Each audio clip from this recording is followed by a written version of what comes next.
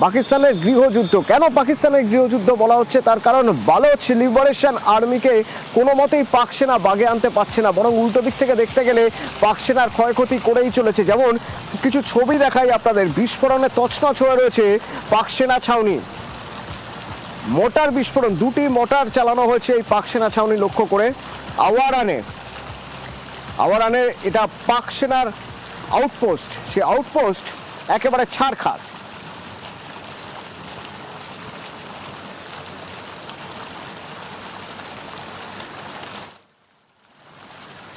মৌলানা আব্দুল আজিজ এসার, শীর্ষ জৈশ নেতাদের একজন, শেষ।